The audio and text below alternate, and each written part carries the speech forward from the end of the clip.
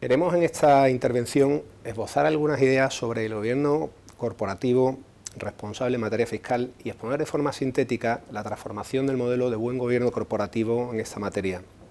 La exposición de la temática vamos a hacerla en torno a tres ideas. La primera, comentar el concepto de buen gobierno corporativo en materia tributaria haciendo hincapié en sus implicaciones o impactos para las grandes empresas. Segundo, hacer un recorrido muy breve sobre el marco aplicable al buen gobierno corporativo fiscal en España. Y en tercer y último lugar, hacer una reflexión final sobre el concepto de contribución social justa en materia fiscal y su impacto en la sostenibilidad del modelo de gobernanza de la empresa.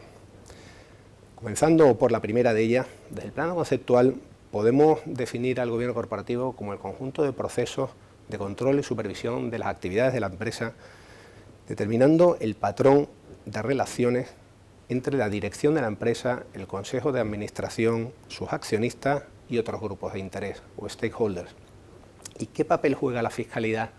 en el gobierno corporativo? Va a afirmarse que desde el punto de vista de un conjunto de factores, los impuestos y la función fiscal han salido de ese espléndido aislamiento que han tenido durante muchos años en las grandes empresas y se han convertido en un asunto clave en la gobernanza corporativa de las grandes corporaciones, resultando relevante desde una triple dimensión: la ética cívica de la sociedad y de sus ciudadanos,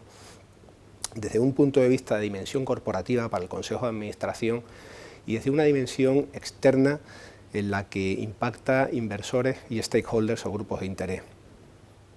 ¿Qué impacto tiene la gobernanza fiscal en las grandes empresas? Primero, que la política fiscal pasa a ser responsabilidad del Consejo de Administración, lo que conlleva la necesidad de articular marcos de control del riesgo fiscal o tax control frameworks. El pago de impuestos, esto es importante, deja de ser considerado como un coste más. La maximización de los beneficios se hace compatible con la responsabilidad de la empresa frente a sus stakeholders, a sus grupos de interés y la sociedad en general. Y se conceptúa el pago de impuestos como una contribución de la empresa al desarrollo de la sociedad y de las sociedades en las que opera. Se genera, por último, una obligación muy agravada de mayor transparencia en el cumplimiento de las obligaciones tributarias, y muestra de ello son las iniciativas de la OCDE en materia de revelación de información tributaria país por país. En cuanto al segundo de los bloques en que queríamos desarrollar esta exposición, el marco del buen gobierno corporativo fiscal en España se estructura con base en tres pilares. El primero de ellos, la Ley de Sociedades de Capital 31/2014, que modifica el Real Decreto Legislativo 1/2010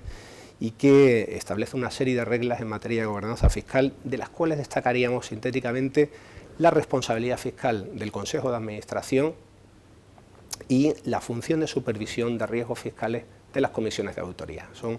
los dos aspectos claves en materia de gobernanza fiscal que introduce la Ley de Sociedades de Capital en esta reforma que decimos se operó en 2014. Segundo bloque normativo es el del Código de Buen Gobierno de las Sociedades Cotizadas, de la CNMV, aprobado en 2015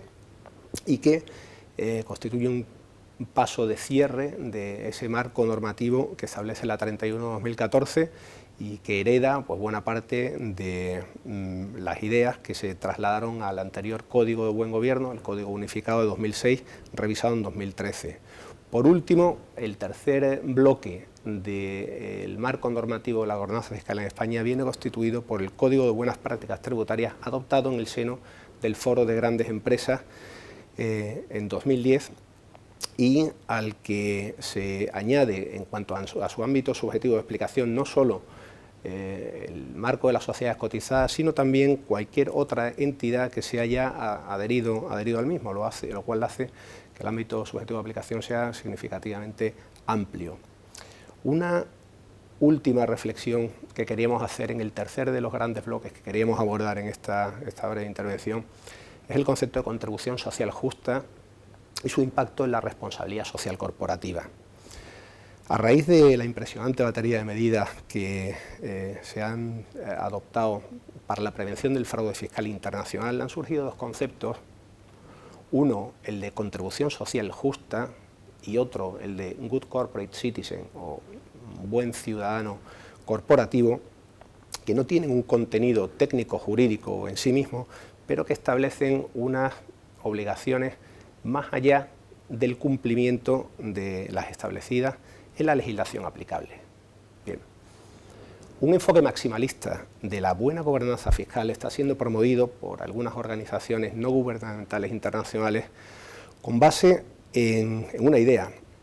en que la contribución social que poseen los impuestos requiere introducir elementos éticos o morales, además de los estrictamente legales, en cuanto al modelo de cumplimiento fiscal. De acuerdo con este enfoque, los grandes contribuyentes deben adoptar una política y una estrategia fiscal que garantice el cumplimiento tributario más allá de lo establecido en la ley, hasta llegar al concepto de contribución social justa. Bien, un destacado sector doctrinal ha criticado duramente este concepto, tanto por determinados elementos de vaguedad, como sobre todo por la conculcación, por la quiebra que podría suponer estas tesis al principio de seguridad jurídica, de legalidad tributaria e incluso al de separación de poderes, en la medida en que se limitarían las competencias del legislador y los tribunales de justicia al interpretar lo que establece una norma. La idea que subyace en toda esta retórica de contribución social justa y de